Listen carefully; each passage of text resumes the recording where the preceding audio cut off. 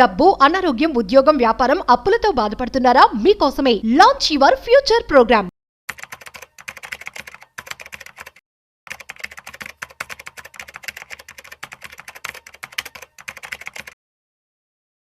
2010లో 10,000 రూపాయలు ఉన్న బంగారం ఇప్పుడు 2025లో చూస్తున్నట్లయితే ₹1,00,000 వచ్చేసింది. సో రీసెంట్ టైమ్స్లో మనం చూస్తున్నాము ఆల్మోస్ట్ గోల్డ్ అనేది ₹1,02,000 వరకు చేరి ఇప్పుడు రీసెంట్గా 97కి పడిపోయింది.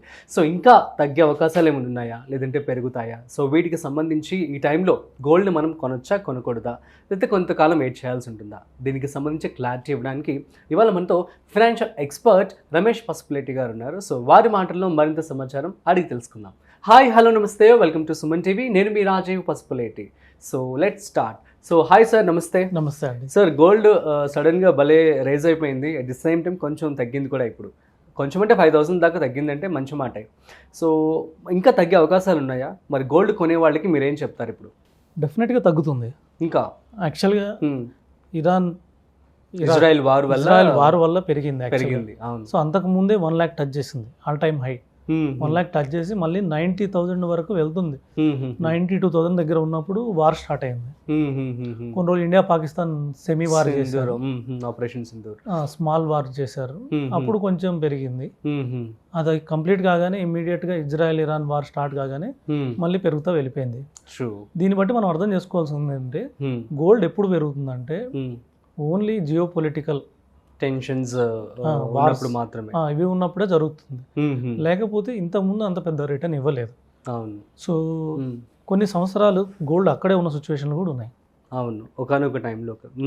అవును, అదే ఒక 5 years పాజిటివ్గా ఉంటే 5 years అలాగే ఉంటుందని చెప్పి కదా సార్.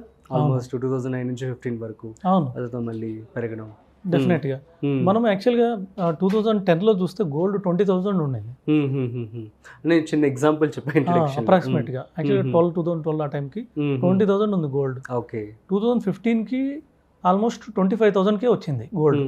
అంటే 2010లో 20,000 ఉన్న గోల్డ్ 2015కి 25,000 అయింది.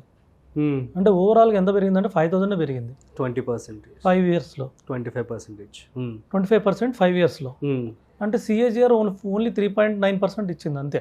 ఓకే. 3.9 to 4% సిఏజిఆర్ ఇచ్చింది అంతే. 5 years క్వైట్ ఏం లేదు మార్కెట్లో. ఎందుకంటే అప్పుడు గ్లోబల్ వార్స్ కూడా పెద్ద ఏం లేవు. సో అందుకని చెప్పేసి గోల్డ్ పెద్ద రిటర్న్ లేదు. 2015 నుంచి 20 వరకు 25,000 నుంచి గోల్డ్ 50,000 అయింది. అక్కడ డబల్ అయింది. అవును. అంటే గోల్డ్కి అక్కడ నుంచి యాక్చువల్లీ మూమెంట్ వచ్చింది. So that is the time. So అలాగే మనం లాస్ట్ 5 years చూసుకున్నా కూడా డబల్ అయింది. 2020లో 50,000 ఉంది. సో మనకి ఇప్పుడు 1 lakh ఉంది.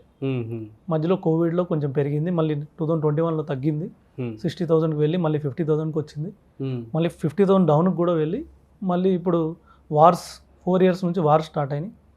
ఫస్ట్ రష్యా ఉక్రెయిన్ స్టార్ట్ అయింది, తర్వాత ఇజ్రాయెల్ హమాస్ వచ్చింది, తర్వాత ఇజ్రాయెల్ ఇరాన్ అయింది, మధ్యలో మనం కూడా స్మాల్ పాకిస్తాన్తో కొద్దిగా టెన్షన్స్ వచ్చాయి. అవును.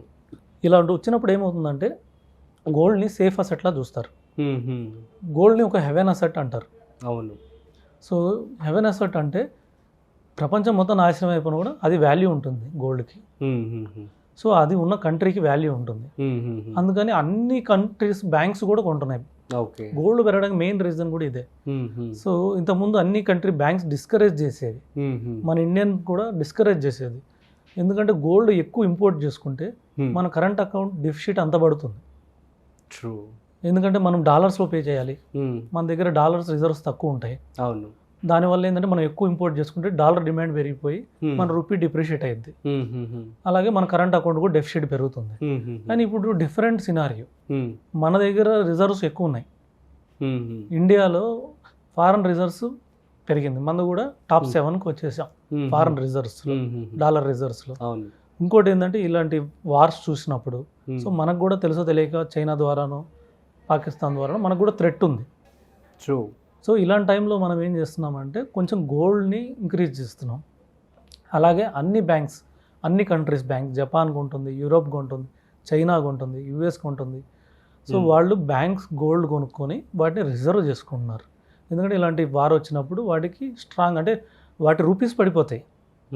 సో వాళ్ళ కరెన్సీ పడిపోతుంది, కంట్రీస్ కరెన్సీ. ఎప్పుడు గోల్డ్ రిజర్వ్స్ లేకపోతే. గోల్డ్ రిజర్వ్స్ ఎంత ఎక్కువ ఉంటే అంత వాళ్ళ రూపీ స్ట్రాంగ్ ఉంటుంది. ఓకే. సో వాళ్ళ కరెన్సీ స్ట్రాంగ్ ఉంటుంది కాబట్టి సో వాళ్ళు ఇలా చేయడం వల్ల డిమాండ్ పెరిగి గోల్డ్ పెరిగింది. ఇది సిచ్యువేషన్. ఇప్పుడు గోల్డ్ లాస్ట్ వీక్ ఇంకా ఇజ్రాయెల్ ఇరాన్ వార్ క్లోజ్ కాలేదు. లాస్ట్ ఫ్రైడే కాకుండా బిఫోర్ ఫ్రైడే ఆ రోజే సీజ్ ఫైర్ అన్నాడు ట్రంప్. సో సాటర్డే 1% పడింది, సండే 1% పడింది. సో అప్పటి నుంచి ఇప్పుడు దాకా చూస్తే 7% పడింది గోల్డ్. ఆల్మోస్ట్ 1,03,000 నుంచి 97,000కి వచ్చేసింది. సో ఇక్కడ నుంచి మళ్ళీ ఇప్పుడైతే వార్స్ ఏం కనిపించట్లేదు. ఆల్మోస్ట్ అన్ని వార్స్ క్లోజ్ అయిపోయినట్టే ఉంది. సో దానివల్ల ఏంటంటే మళ్ళీ 90,000 వెళ్ళే అవకాశం ఎక్కువ ఉంది. ఓకే. 90,000 దిగితే 85,000 పోయే అవకాశం కూడా ఉంది. అవునా? ఓకే. సో అయితే కొంచెం ఆగమంటారు ఎవరైతే గోల్డ్లో పెట్టుబడి పెట్టాలి అనుకుంటున్నారు. కొంచెం ఇన్వెస్ట్ చేసుకోవచ్చు. ఓకే. ఏదైనా కానీ ఎస్ఐపి ద్వారా ఇన్వెస్ట్ చేసుకోవడం బెటర్. ఓకే. ఇప్పుడు సపోజ్ నా దగ్గర 1 lakh ఉంది గోల్డ్, ఒక 10,000 ఇక్కడ ఇన్వెస్ట్ చేయొచ్చు. నెక్స్ట్ మంత్ ఒక 10,000. అంటే ఇంకా మన ఈటీఎఫ్ ద్వారా ఇన్వెస్ట్ చేసుకోవడం బెటర్. ఓకే. ఓకే. లేదంటే కాయిన్స్ కొంటారంటే ఒక కాయిన్ 10,000 పెడితే ఒక కాయిన్ వస్తుంది. అవును. Less than that. సో ఇలా తీసుకోవడం బెటర్ నెక్స్ట్ 10 months. ఎందుకంటే ఇప్పుడు ఇజ్రాయెల్ ఇరాన్ వార్ కూల్ అయింది, మనకు తెలియదు మళ్ళీ రాత్రికి వాళ్ళు ఎప్పుడు మళ్ళీ బాంబు వేస్తారు, ఎవరు దాడి చేస్తారో తెలియదు. సో అప్పుడు మళ్ళీ గోల్డ్ మళ్ళీ రైజ్ అవుతుంది. ఎందుకంటే మెయిన్ పెట్రోల్ రిజల్ట్స్ ఇవి కొంచెం మిడిల్ ఈస్ట్లోనే ఎక్కువ ఉన్నాయి. ఇజ్రాయెల్ ఇరాన్లో వాళ్ళు టాప్ 5లో ఉన్నారు. అంటే ఆయిల్ ప్రొడ్యూసింగ్ కంట్రీస్లో టాప్ 5లో ఇజ్రాయెల్ ఇరాన్ ఉన్నారు. ఇరాన్ ఇరాక్ ఉన్నాయి. సో ఇజ్రాయెల్ లేదు, యాక్చువల్లీ ఇరాన్ ఇరాక్ ఉన్నాయి టాప్ 5లో. సో కాబట్టి వాటికి ఏమన్నా ఎక్కడ జరిగినా కూడా ఇన్ఫ్లేషన్ పెరుగుతుంది, పెట్రోల్ రేట్స్ పెరుగుతాయి, ఇన్ఫ్లేషన్ పెరుగుతుంది. ఇన్ఫ్లేషన్ పెరిగితే గోల్డ్ రేట్ కూడా పెరుగుతుంది. ఎందుకంటే ఇన్ఫ్లేషన్ గోల్డ్ సేమ్ వేలో వెళ్తుంటాయి. ఎప్పుడైనా గోల్డ్ ఇన్ఫ్లేషన్ బీట్ చేసింది. ఇది హిస్టారికల్ రిటర్న్. ఇన్ఫ్లేషన్ కన్నా అబౌవ్ 1% రిటర్న్ ఇచ్చింది గోల్డ్ మినిమం. సో ఓవరాల్గా రిటర్న్ చూసుకున్నా కూడా లాస్ట్ 30 years రిటర్న్ చూస్తే గోల్డ్ 12% రేట్ ఆఫ్ రిటర్న్ ఇచ్చింది. ఓకే. నిఫ్టీ 14% రిటర్న్ ఇచ్చింది. ఈ గోల్డ్ కూడా 12% రిటర్న్ ఇచ్చింది, చాలా మంచి రిటర్న్. అవును. ఎందుకంటే బ్యాంక్ ఎఫ్డీలు 6%, 7%తో పోలిస్తే బెటర్. పీపీఎఫ్ 7% పోలిస్తే ఇది చాలా బెస్టే. కాబట్టి మన పోర్ట్ఫోలియో డిజైన్ చేసుకునేటప్పుడు ఒక పార్ట్ మన పోర్ట్ఫోలియోలో 10 to 15% గోల్డ్ పెట్టుకోవాలి. ఓకే. ఒక 10 to 15% ఎఫ్డీ కానీ ఇలాంటి సేఫ్ అసెట్స్ ఉంటాయి, అంటే కొద్దిగా మార్కెట్ పడినా కూడా ఎఫెక్ట్ కానివి అవి ఉండాలి. దాని తర్వాత ఎక్కువ భాగం 50% వరకు ఈక్విటీలో ఉండడం better. So fine sir, thank you so much. So మంచి విషయం అయితే మీరు పంచుకోవడం జరిగింది. సో గైస్ అర్థమైంది కదా, గోల్డ్లో మరి పెట్టుబడి పెట్టాలి అనుకుంటున్నట్లయితే కొంచెం వెయిట్ చేస్తే బెటర్ అని చెప్పి అంటున్నారు. కాకపోతే లంసం ఒకేసారి కనుక మీరు బల్క్లో కొనాలి అనుకుంటున్నట్లయితే కొంచెం ఆగి పెట్టుబడి పెట్టుకుంటే బెటర్ అని చెప్పి రమేష్ గారు చెప్పడం జరుగుతుంది. సో మీకు కనుక ఏమైనా డౌట్స్ ఉంటే కామెంట్ చేయండి, మేము మీకు రిప్లై ఇస్తాం. That's it. సో మరొక ఇంట్రెస్టింగ్ కాంటెంట్తో మళ్ళీ కలుద్దాం. అంతవరకు చూస్తూనే ఉండండి సుమన్ టీవీ.